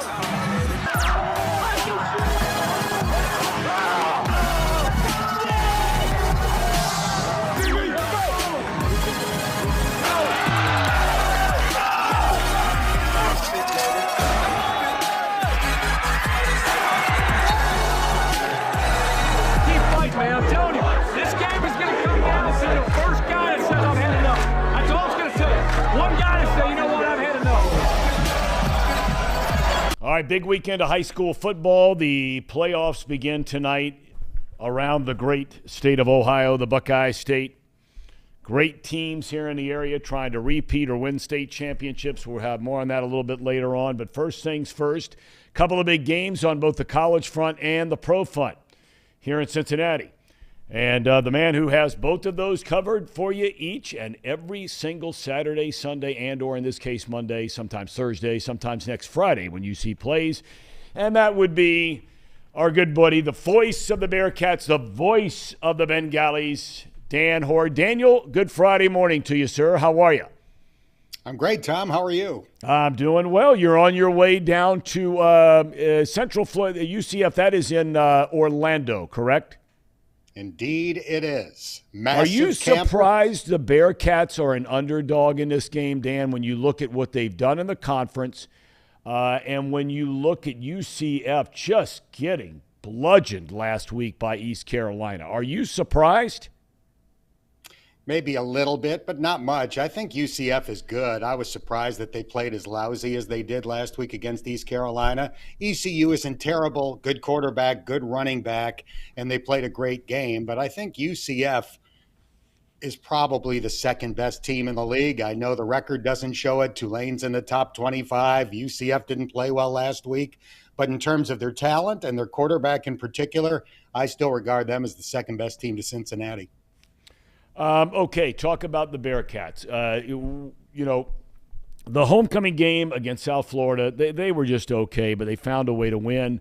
Last week, the game at SMU, again, they were just okay, but they found a way to win. What's your feel, Danny? I was with Urban Meyer the other night, and his son, Nate, who is working as a grad assistant kind of like guy on that staff, and we were talking about UC, and he pointed out to me, he said, I think a lot of people forget that there are so many guys that are playing for the first time this year on this UC team, and they're only 7 games into, in many cases, not just this year, but 7 games into their quote-unquote careers with UC. And so there's still a lot of learning going on and getting consistency. Is that a fair point? It's totally a fair point. I think Justin Williams wrote a great story earlier this week for The Athletic, basically talking about how unrealistic our expectations are for this team. Not that I thought that the record would be worse, but people are so seemingly bent out of shape when they don't win by 3 touchdowns. They lost 9 NFL draft picks. They lost a quarterback who was 44-6 the last 4 years. They lost the number 4 pick in the NFL draft, who might be the NFL Defensive Rookie of the Year. He probably would be if the season ended today. Cincinnati has never lost talent like they lost this past year, and yet people, not everybody, but a lot of people seem to think that there shouldn't have been a drop-off at all. I think the fact that they are 6-1 with a 6-game winning streak is a heck of an accomplishment. And if they can win tomorrow in Orlando, I don't think it's out of the question to think that they can run the table and go back to a New Year's Six bowl. When you look at the team for this coming week, and for fans that maybe don't pay a whole lot of attention to Central Florida, what is it when you're looking at this game, preparing for this game? What are a couple of things that you could share with some of us about what we might want to look for that could determine the outcome of the game? Well, let's start with UCF's quarterback, John Rice Plumlee. The name will be familiar to big SEC fans because back in 2019, he's a transfer from Ole Miss. Back in 2019, he was the backup to Matt Corral as a true freshman. Corral got hurt. John Rice Plumlee started for most of the season that year as a true freshman for Ole Miss. He ran for more than 1,000 yards. He's a quarterback who has 4.3 speed. He's 4th in the American Athletic Conference in rushing. He is a legitimate threat as a runner. He's okay as a passer, but he is great as a runner. Back in 2019, that was Joe Burrow's national championship season at LSU, the 15-0 year, 60 touchdown passes, et cetera, et cetera. They played Ole Miss that year. Joe Burrow threw for like 470 yards and 5 touchdowns, a typical game for him that year. This guy, John Rice Plumlee, ran for 221 yards and 4 touchdowns against that LSU national championship defense that day. So that's the number one thing to be looking out for tomorrow. What else? What about UC on offense? What about UCF on defense? So UCF is number 1 in the league in points scored and number 1 in the league in fewest points allowed. Now, they gave up some points last week against East Carolina. I do think the quarterback, Holton Ahlers for ECU, is really good. He's been there forever. Keaton Mitchell is probably the best running back in the league. So they've got really good players at those 2 positions. But that's the first time in ages that UCF has given up more than 20 points in a game. It's exactly what you would expect it to be, a really fast, athletic defense. Most of those players are coming from Florida, South Florida in particular. They always recruit well, and that's what they have on defense. So I don't think Cincinnati is going to have a speed advantage, certainly on either side of the ball. But I do think, the Bearcats obviously have plenty of skill position talent on offense to be able to put some points on the board if they execute well. Okay, shift gears now to the pro front. The big news, of course, it's all everybody's talking about. If you're a sports fan here in greater Cincinnati, for that matter, all around the entire NFL, what are the Bengals without Jamar Chase? Not going to ask you to speculate because nobody knows how long this is going to take before you get him back. But what are your thoughts about the Cincinnati Bengals offense without Jamar Chase? He's their best offensive weapon, excluding the quarterback. So that's a huge loss. But I've been meaning to do this at some point today, and I will. I'm going to take a look at every NFL roster and determine how Cincinnati's wide receiver core minus Jamar Chase matches up against everybody else. And I'm thinking it's still going to be top half in the league, just with T. Higgins, Tyler Boyd, and whoever else you stick in there, whether it's Mike Thomas, Trent Taylor, Trenton Irwin, who's likely to come up from the practice squad, whoever that third guy turns out to be. Higgins is a number one wide receiver on virtually every NFL roster. Tyler Boyd is probably one of the top 3 slot receivers in the NFL. They're still very good at that position, but it's impossible to replace the timing and chemistry that Joe Burrow has with Jamar Chase. Cleveland. You know, I sit here and argue with these two clowns, Casey and Paul, because, you know, they're on this whole mantra, Browns stink, Browns stink. You want to go ahead and say it for them? Oh, Dan, you and I know each other pretty well. You know me. You know that I'm going to give a take and I'm going to stand by it. Browns stink, Dan. Come on. The Browns stink. I say, Dan, they don't stink. I say the Bengals, and it was pointed out earlier by James Rapine, you know, theoretically, if the Bengals lost a game, and I'm not suggesting they are, but if they lost the game by 3 points or fewer this week, they would have 4 losses by a combined 11 points. We don't think they stink. The Browns have 4 of their 5 losses this year by a combined 11 points. Why do they stink? So say these guys. What do you think about the Cleveland Browns? I don't think they stink, but I think the Bengals should be able to beat them right now, considering that Jacoby Brissett is the quarterback, and they've got legitimate injury problems. We're all obsessed right now with Jamar Chase, and rightfully so, but the Browns have issues too. David Njoku, their great tight end who's been playing awesome this year, is out. I think Wyatt Teller's going to be out. Anthony Walker, one of their best linebackers, went on IR for the season earlier this year. Their leading tackler, Jacob Phillips, went on IR earlier this week. So they've got some issues, and Jacoby Brissett is just a guy. And for these 11 games, while he's going to be their starting quarterback, he's not going to win them games.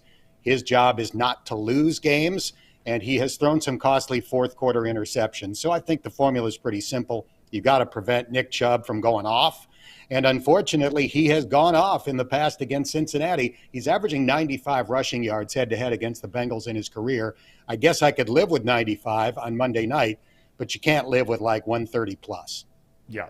Okay. Dan, safe travels. You're on that fancy charter again. Hey, I'm curious. Are you double dipping on charters this weekend? I just got to thinking about that for a minute. Maybe you don't make it back. Well, of course you would make it back Saturday night. So you will be on charter flight. This is the kind of stuff that only George Clooney gets to do, right? So, I mean, we were just talking about who's cool or not cool or trying to be cool. Dan Hoard is now, without a doubt, we knew he was cool, but now he's on a charter Friday, he's on a charter Saturday, he's on a charter Sunday, and he's on a charter late Monday night. Dan, does it get any better than that? Well, it wouldn't get any better than that, but that's not the case this week. And this is better than that. I'm going to trust that my lovely mom, Diane, is not watching this show. And anybody That's probably a safe bet. Probably a safe bet. Anybody watching cannot share this on Facebook. My mom's on Facebook, so don't tell her. My mom turned 85 earlier this week. Wow. She lives in Lakewood, New York, which is in the southwest tip of New York State. It's only about 2.5 hours from Cleveland. So I will travel to Orlando with UC later today. I will come back with the team after the game on Saturday. On Sunday morning, I'm going to rent a car and drive home to surprise my mom for her 85th birthday, which is going to be awesome. And then early Monday morning, I'll drive to Cleveland. I'll drop off the car, and then I will travel back with the team after the game. So I get to see my mom on Sunday, which is going to be tremendous. Dude, I mean, that is absolutely awesome. It's all happy birthday to your mom. Thank you. Please give her a hug and a kiss from us. You're so lucky to have your mom still with you and with us. And so, my friend, enjoy a great. That is our cherry on top today, officially brought to you by UDF. Dan is going to see his mom for her birthday, or to celebrate her birthday. Correct. And it'll be a surprise, which is going to be great. My oldest sister lives close to where I grew up, so she will be there. My next oldest sister is making the trip from Indianapolis, so she will be there. Wow. My brother who lives in South Carolina can't be there, but my youngest sister lives close to home. So 4 of the 5 kids will be there. It'll be great. Amen. Happy birthday. Safe travels, my friend. Godspeed ahead. Thanks. Appreciate it.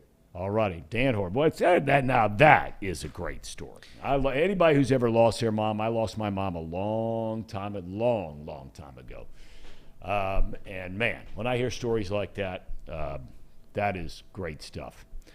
Boys, we have a few minutes here before we're going to take a break and get to our picks. Samuel says, that's great, Dan, but driving sucks. I disagree entirely. I'm one of those guys who loves to drive. I've driven across the country by myself. I love driving. Dan's going to enjoy that. People love Dan. They should love Dan. Dan is officially cooler than George Clooney. Not a hot take. Okay. Richard from Indian Hill. Remember him? Tracy Jones, old friend? Yeah, Tracy's old friend. He says, I wish Marty Brennaman would come out of retirement.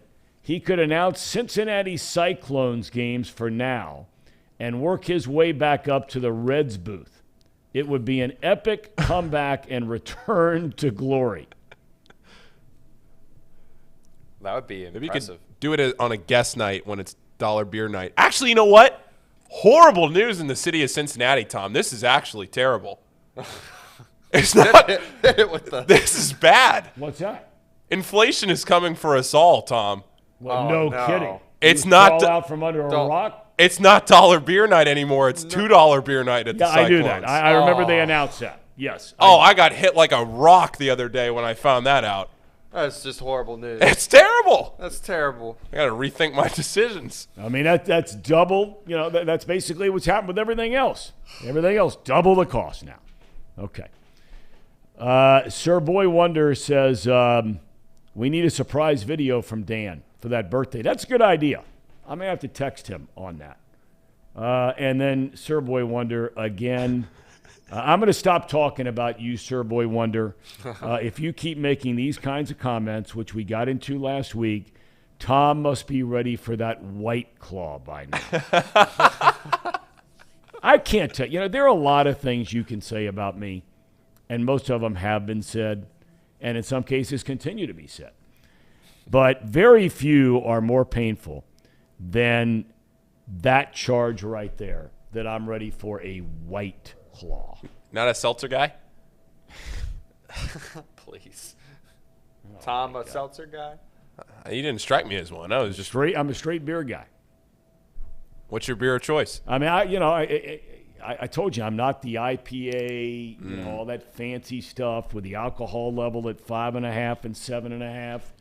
You know, I just stick with your regular old beer, and I'm good with a bunch of them. So what is it? Anything from the king of beers? I love the king of beers. Love the king of beers. The champagne of beers. You see, now you guys are showing your age. Well, anybody out there right now, including Richard from Indian Hill, who flies on private planes and like Tracy, he probably drinks Grey Goose and that kind of game. But there's only one known as the champagne of beers. I like having a few of those.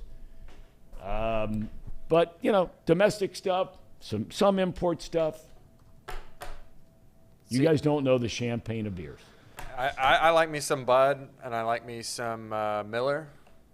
Miller High Life Miller is High the Life. champagne of beers. Right. Okay. The High Life. Yeah. Pretty sure that's what's at the Cyclones on $2 beer night now. Isn't that what it is? Isn't that what they do for $2 beer night? I doubt it. I could be wrong. I don't know. I've never been invited down to beer night. Oh, we can't anymore. It's $2 beer night now. I was going to say we should all go, but I guess we can't anymore. Richard from Indian Hill says, I might be surprised to know that he actually loves drinking Wiedemann beer. That's an old Cincinnati brewery name. Leif Erikson. Beer and a brat kind of guy. That's it. What is this? What is this nonsense? Sir Boy Wonder apologized. Says he apologizes. Leif Erikson, a nice horn of mead. We really have some good dudes and some borderline clowns that are watching our show on a daily basis. Boys, are we ready to go after a break? It is time once again for our weekend picks. It's that time of the week. It's that time of the week. Fire us up.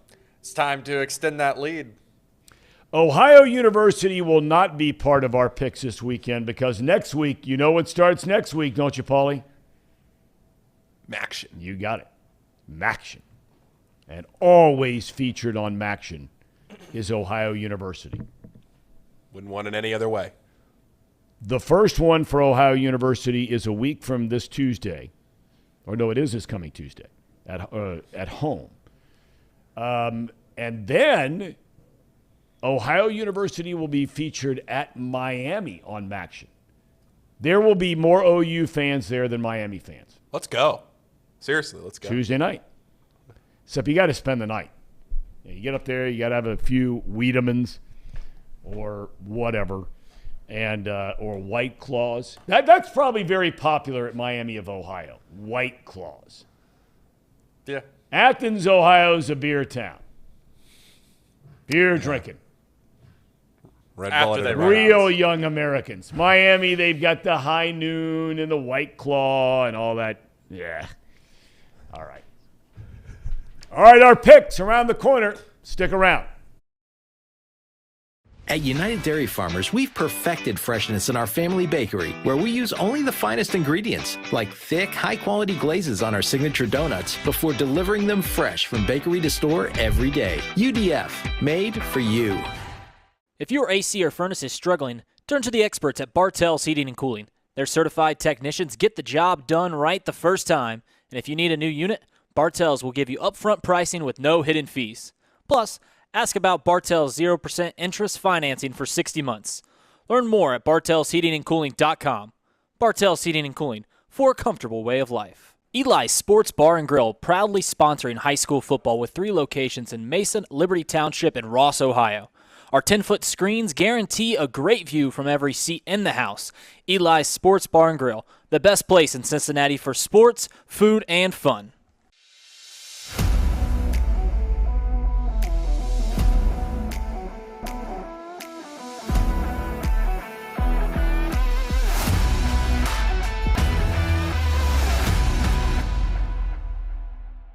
Where can you turn when you're in pain?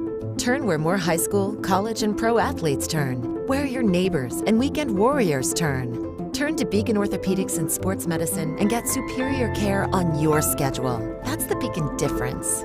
Check out our fresh arrivals at Jake Swinney Used Cars. Over 250 used vehicles weekly. All makes, all models. From economy to luxury, Jake Swinney, the original used car superstore.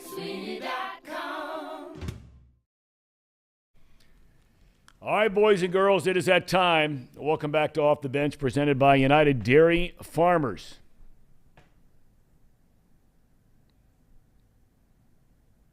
Oh, my God.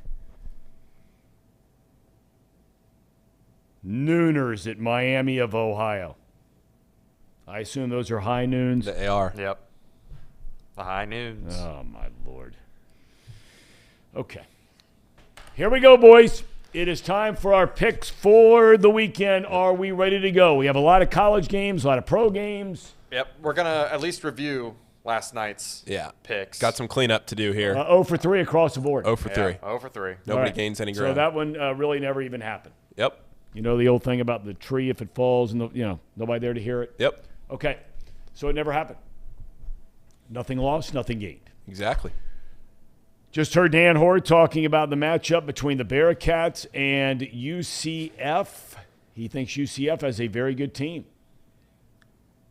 And UCF is favored by 2. I don't know how in the world you pick against a team that has not lost in their conference in nearly 3 years. And I'm not starting now. I'm going with Luke Fickell and the University of Cincinnati Bearcats. Gentlemen? Well, for that exact reason, Dan's reasoning that this is one of the best teams in the division, and Cincinnati's been getting away with some bad play and just sneaking out with some wins, I'm picking UCF. Wow. Okay. All right. Bearcats 0-3-1 against the spread on the road this year, 0-2-1 against the spread against the conference competition this year. This is a best-on-best type of game. You know, UCF 6th in total offense, UC 9th in total defense. UC's won the last 3.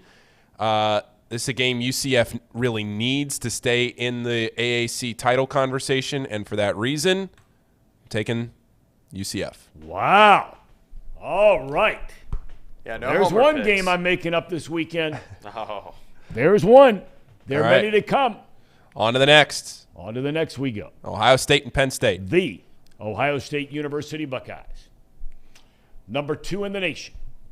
Going to Penn State. I mentioned that I had a chance because he and I have known each other for a long time. And whether you like him or don't like him, it's your call, your decision. I know him more as both as a coach when he coached and as a friend, and that's Urban Meyer. And he made the comment to me the other night. He said, it's amazing, one, how bad the Big Ten is this year. He said it's incredible how bad it is. And he said you could make the argument that this is the first game all year long where Ohio State is facing a guy at quarterback that you would actually say is a better than average, even average starting quarterback. And that would be, of course, Sean Clifford of Penn State, St. X alum, all that kind of thing. So even though Buckeyes defense is ranked, whatever they're ranked, top 5 in the country, blah, blah, blah, they haven't really faced anybody. Notre Dame's quarterback, the kid's hurt now, so I hope he's okay, but he didn't look any good, nor have the guys they played since. But I still think Ohio State's the best team in the country. They're number 1 in my Power 5. I think they go on the road. It's a noon kick, so it's not one of these nighttime whiteout deals at Penn State. I think Ohio State rolls over the Nittany Lions. Gentlemen? Casey. Well, we all know I got family ties to the Yes, Nittany that's Lions. right. And, And you're throwing your family to the streets. No, I'm not. Because last year when the Penn State Nittany Lions faced Ohio State, they only lost 33-24. Which is only by 9 points or so, right? So I think Sean Clifford keeps this game close, and Penn State makes me proud.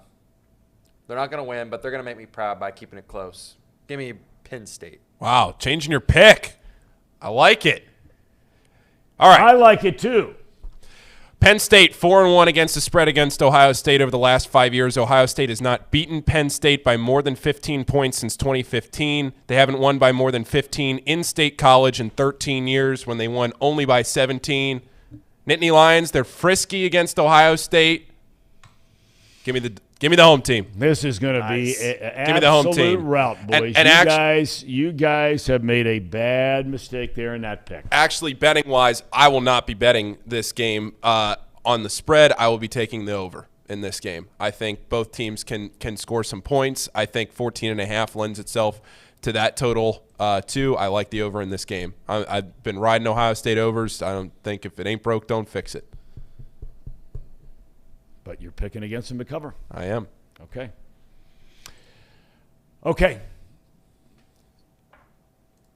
This is a game, and who was the guy we had on from Tennessee? I like Wes that Ruckers. dude. Wes Rucker, yeah. We asked him about this after the Tennessee-Alabama game, and Tennessee was going to have a week off, or in essence a week off. They played Tennessee-Martin. Kentucky had last week off, so Kentucky's had 2 weeks to get ready for this game. Big rivalry, we know that. Kentucky's got a nice team. I still maintain they could very easily be undefeated, and this could be a matchup of 2 top 7 teams in the country. But he wondered if Kentucky had the firepower on offense to keep up with the high-octane offense of Hooker and the Volunteers. So with that in mind, I'm taking his advice. I think that 12, that's a funny number to me, 12 in this game. I want to hear your guys' thoughts. about this, but I'm taking the Volunteers. I seem to be the only one that is riding this Will Levis train, and I don't see why the spread is actually this much. I think these two teams would actually be a lot closer in the spread if you consider how they should have beat Ole Miss, how they probably would have beat South Carolina with Will Levis. Yep. I mean, they beat Mississippi State 27-17. I mean, that's 10 points, which is – I don't know. To me, this game just feels like it's a trap for people that want to get the Tennessee hype. Yep. I'm taking UK on this one. All right. I've gone back and forth on this game all week. If you've been listening to Not Too Picky over the course of this college football season, you know that Reed and I have been very high on Will Levis. I love Kentucky. I love Chris Rodriguez. I love what Kentucky's been able to do this year when Will Levis and Rodriguez have been playing at the same time when they've played at a high level. I think this is a Tennessee team that needs this game, and they need this game in convincing fashion before they play Georgia. This is a game at home. They got those black uniforms. They're playing in front of a crowd that is going to be fired up to play a really good team again. Talk about this home schedule for Tennessee. You get Alabama, and now you get Kentucky, who's having a great season. I'm with Casey that they should be at least 6-1. Kentucky flat out should have won that Ole Miss game. Tough break against South Carolina. Spread's a little high.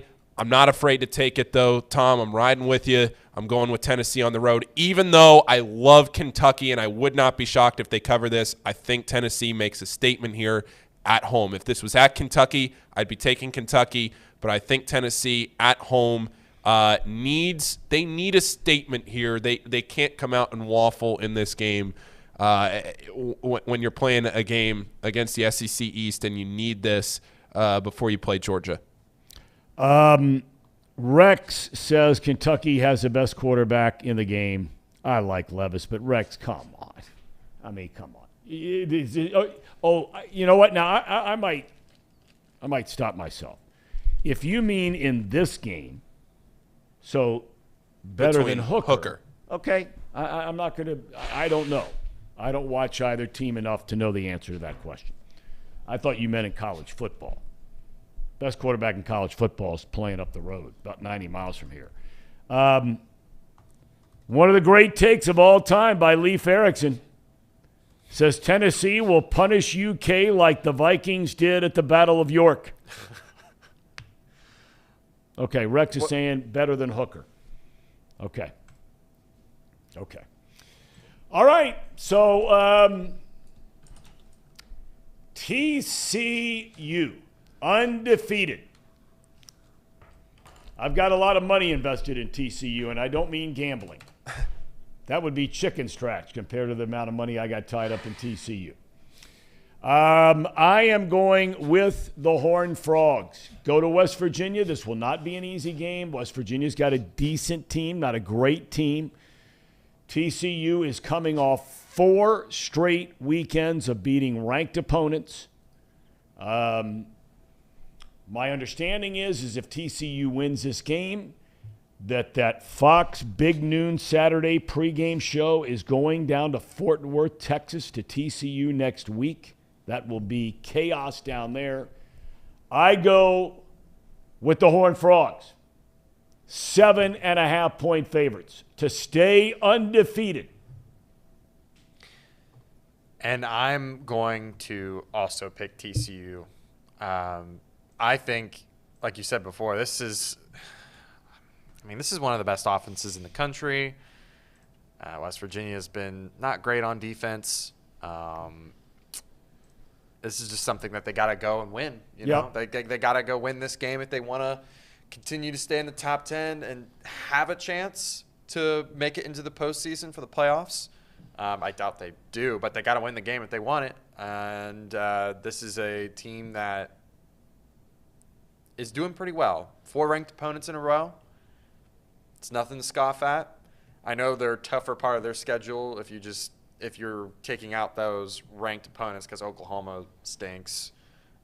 Kansas has been pretty good. Oklahoma State's great. Kansas State has lost their last couple. But Texas, that's big Coming time. Up. Yeah, they got to – yeah. So. Yep. I was going to go on and do my laundry list of reasons why I'm betting, which way I'm betting in this game. Tom, you pretty much hit all of the points that I was going to make, but all of the points that you made for TCU is why I'm actually going to take West Virginia in this game. This is the game that I like least of the 10 games that we are picking this weekend. This is as some people say in the gambling industry, a hold your nose and take it type of game.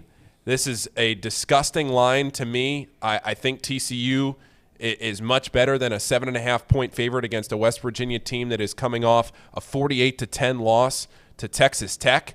Texas Tech's not bad. That's who TCU plays next week. But West Virginia is a team that they've been feisty. They beat Baylor 43-40. They have hung around this year. I think they have enough to keep this under a touchdown at home, or at least I'd like to think they do. Okay. And that's why I'm taking them. All right, one more. This is the kind of game, by the way, this is the kind of game that for UC fans starting to look ahead to joining the Big 12, this is a kind of game where, you saw West Virginia's record there at 3-4.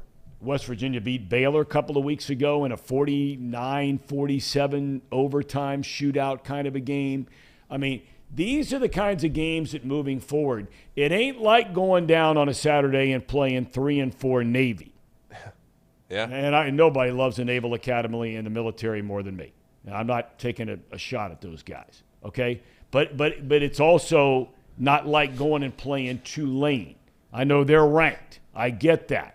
But this is the kind of game when you move into the Big 12 that it's a whole different cat for the Bearcats starting next year. Okay, we in the pro game now or one more college game? One more college game, All right, Florida and Georgia.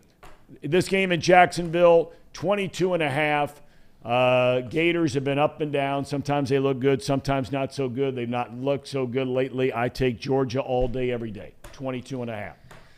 Yeah, and I'm taking Georgia too. After watching Florida last couple of games, I watched them against Tennessee, watched them against Utah. I've seen a lot of Richardson. I watched him a little bit on the LSU game. And I'm sorry, he's just not that good. He's not that good for Florida. That was your Heisman guy. That's right. You were talking about preseason Heisman. Boy, After I watched him play if it's not the Bengals, man, you are going hot and cold on dudes a lot. I think this is like one of the only guys I've been like super hot on initially and then really cold. Okay. And that's just because of how I felt about Utah. And Utah should have won that game, to clarify. So, okay. Man, Richardson just has disappointed me since the very beginning. After that week one, he's just been a disappointment to me. And that's really harsh, but it's just tough to think that they will cover against one of the best defenses in all of football. I just can't see it. So I'm taking Georgia on this one. Paul? Georgia this year, 6-1 against the spread. This game's at Florida. The game is at Jacksonville. Or in Jacksonville, yes. That's Florida, but not the swamp. It's not in the swamp, yes. This game, 31-10, that's a Georgia massacre. Still gets me there with the Gators. Ooh. We're going to have some interesting numbers, what they're going to look like come Monday and Tuesday. All right, now we're on to the pro game. Pro ranks. Pittsburgh and Philly. 10.5 for an NFL game. That's a big number, and I think Philly covers. Wow. I can't do it. I want to take Philly on this, but Steelers have been keeping it close. Yeah, they have been. You're right. I got to take the Steelers on this one. Yep. I'm with you, Casey, as I fire this up here. I'm with you on this one. I think 10.5 is a big number. And I think the Steelers have been just feisty enough that they might be able to keep this under 11. Okay. All right, next one. All right, next one up. We go to – now this is an interesting game. I know you guys are straight south on the Rams. I would not. No. Not everyone here. Okay, well, you are. I am. I'm not ready to go south entirely on the Rams yet. Their offensive line's a work in progress. Their defense, Stafford looks like Stafford from Detroit days rather than Stafford of Rams days. But maybe that's the offensive line. Kyle Shanahan has had full ownership over Sean McVay outside of the NFC Championship game last year. But I am stepping away from that ownership continuing. Niners on the road, 1.5-point favorites. I'm taking the Rams, although that place is going to be packed with 49er fans. Right. It will be. Oh, man.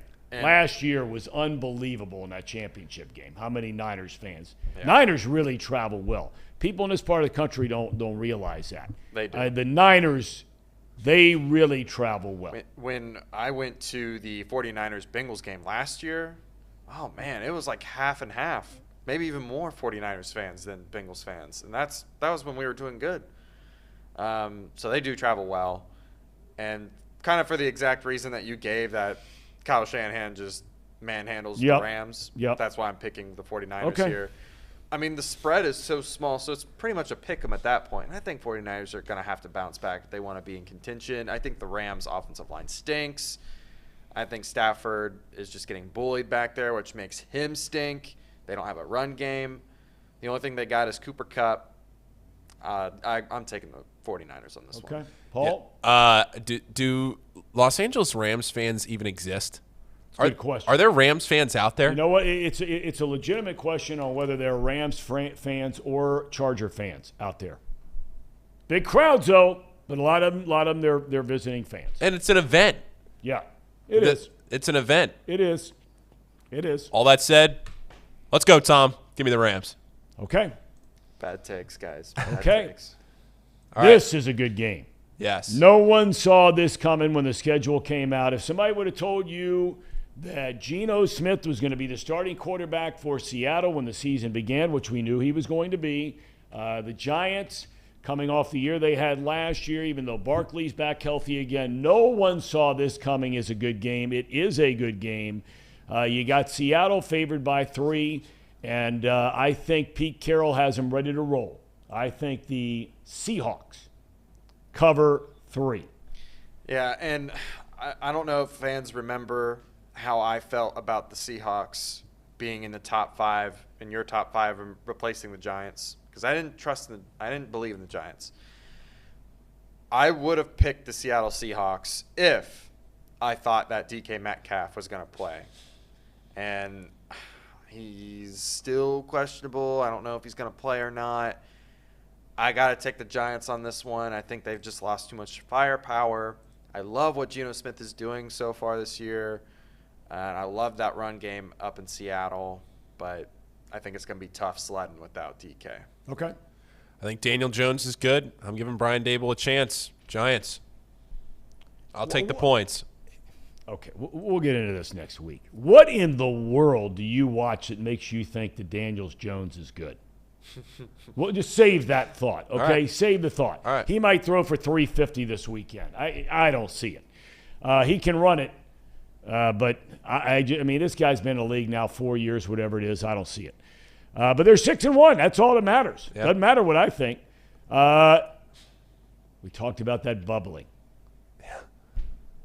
This thing has a chance, really for the first time ever, and I mean ever, in Green Bay to get ugly. Yep. Because there were some comments made by Aaron Rodgers this week, sort of questioning in a backdoor kind of way some of the coaching decisions, personnel. We got to get our best 11 on the field. We got to get out of some of this nonsense of this and this and this and this. This has the makings of a meltdown. And I think perhaps this is where we watch it before our eyes. I think Buffalo destroys Green Bay. Is that a Sunday night game? Yes. Well, they are going to be jacked up. Yep. In Buffalo Sunday night. I agree with you on this one, Tom. I'm scared for my guy Trace. He might watch the downfall of Aaron Rodgers before his very eyes, and he's been beaten up about Packers all season long. I'm taking the Bills on this one. I think they do more than just cover that. I think it's a blowout, just like you said. It's going to get ugly. Okay. Paul? I'm either going to be very right or very wrong, but I'm rolling with the Pack. I'm giving them one more chance. Okay. I'm giving him one more chance. I'm giving Aaron. I've seen him do too much in his career that makes me think a game like this, that they know that this is the type of game. This is a landmark game for Buffalo, a showcase on Sunday Night Football. This is every single thing. This is setting up for a 20 to 25 point Buffalo blowout. And I'm going to give Aaron one more shot. And I understand that. And I would never – it's like Tom Brady. I would never begrudge anyone for thinking that Rodgers could bounce back and play well and the Packers play well because they are a winning franchise. That's what they are. All right. Okay, and then we're last but not least, right? Here it is. Bengalis trying to go to 5-3. Keep pace with Baltimore. Went to 5-3 last night. The Browns. I don't even know why we're going to ask you guys what your picks are. I really, really, really struggled making this one. In fact, Casey, you and I were doing this morning. Yep. I initially said Cleveland. Then I said, no, I can't do it because 2 weeks ago I said I'll never pick Cleveland again. So I'm taking the Bengals. Tight. Well, I mean, 3.5, three is a spread. It's going to be tight. I don't think this is a rout. No. So what do you think it is, 20-24? Yeah, I think roughly something like that. Yeah. Because a field goal doesn't win it. That's a push. 24-20 would be the under. Yes. Yeah. Total's at 45.5 right now. Could see something like that happening. What do you guys think? Casey? I got the Bengals, and I got them by 1 million, just like Sir Boy Wonder says here. Oh, my God. The Browns stink. They just do. They just stink. I don't care if we don't have Chase or not. Like, this is one of those games that I already felt like we were going to be really, really good in. They're not going to make the same mistake that they did last year when they first faced them, throw a pick six at the red zone. They're going to run the ball down the Browns' throat, and they're going to be able to just assert dominance. Okay. Paul? Yeah, this money was 90-10 earlier in the week on Cincinnati. It has now shifted. The majority of the money is on the Browns, 52-48. Wow. The majority of the bets, though, are on Cincinnati, 64-36. So more money is on the Browns than people that have bet the game. But look, if you think, Tom, that I'm going to sit here up on this stand all week and tell all of our lovely, loyal listeners that the Browns stink, and I'm going to go back on my word and not have them back me up, then I'm not a man of any kind of character. I'm taking the Bengals. I think it will be tight. I'm with you, Tom. I think this will be a grinded-out, ugly type of game. I think it will be a tight win, but I don't think the Bengals push. I think if you have -3, you're a winner. Okay, there you have it. Do we have a cherry on top? Well, we have one. We didn't know if you wanted to stick with the Dan Hoard. Well, no. We do have one. Put in the time and the work to have a cherry on top. Then please, what are we about to look at? We do have one. If anything. Yeah, you want to pull it up? Yeah, I got it. Okay. You want to tee it up? Yeah. So on the plane ride back home last night from the Baltimore Ravens, flying back from Tampa Bay, you know the Russell Wilson Broncos country, let's ride. You know that meme? No. Do you know what I'm talking about there? No. Okay. Well, basically the Broncos had to shoot a promo video. They were doing all their media day promo shoots, and they had Russell Wilson go out to do his shoot, and they had him say, Broncos country, let's ride. And he did it in the most monotone, unenthusiastic way. And they had him repeat it over and over because you have to do it for different types of shoots. You know that. And so he had to repeat it over and over. And somebody had a video of it, and the Broncos tweeted it out like, here's your quarterback. It was a behind-the-scenes video, and everybody made fun of it going, can he show at least a little more emotion? So now it's taken on a life of its own. Okay. Whenever the Broncos lose this year, they tweet it out. So last night on the plane ride back home, because Russell Wilson in an interview yesterday said that on the flight over to London for the Broncos game this weekend that he was doing stretching in the plane aisles, and he was doing like, I guess, calisthenics or whatever in the aisles of the planes while the rest of the Broncos were sleeping, and everybody's like, come on, Russell, let's give me a break here. So on the plane ride last night back home, this was Justin Tucker on the plane ride. Uh-oh. Oh, no. Hang on. Hold on. Hold on. Technical difficulties. Technical difficulties. Hang on a second. All right. Let me fix this. We're there. There we are. Before you run this, okay, and I don't know what's going to be in this clip. Yeah. Okay.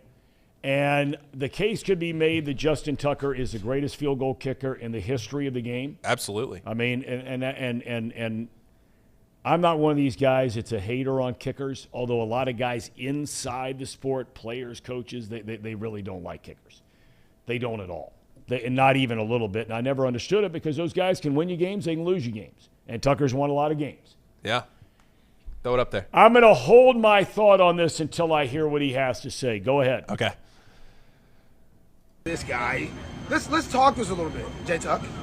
I mean, what do you want to know? What are we doing on the plane ride back home? I heard Lamar's leading us in high knees. Ravens flock, let's fly. Unlimited. But we gotta play him. We respect him. Yes. We like him. Yes. All right. This guy.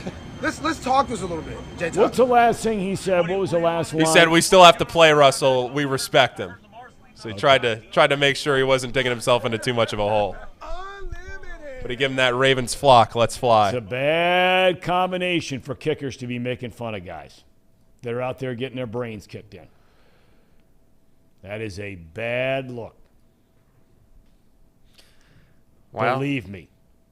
There are guys around the NFL that saw that last night that are like, that didn't just happen. Well, I mean, he is one of the greatest kickers of all time. And I prefaced everything by saying, but hey, look, Russell Wilson might be having a down year, but this guy has been a great player and a great leader for a long, long time. He's playing hurt. Okay. All right. That's cherry on top. Cherry on top presented by United Dairy Farmers, and that's a cherry on top of this week's worth of Off the Bench presented by UDF. Gentlemen, have a great weekend. You do the same, Tom. Have a great weekend. Have a great party tonight. Oh, yeah. And we need pictures on Monday as to what you guys decided as far as your costumes are concerned. We'll have it. Yeah, give us some Twitter updates, okay? Post on Not Too Picky. Make sure to follow Not Too Picky because that's where you're going to get your updates for what he's wearing. Potentially. And, yeah. Have a great weekend, everybody. Have a great Sir weekend. Boy Wonder leaves us with these words. Tom, let's ride. Let's ride. See you Monday. Have a great weekend, everybody. Godspeed.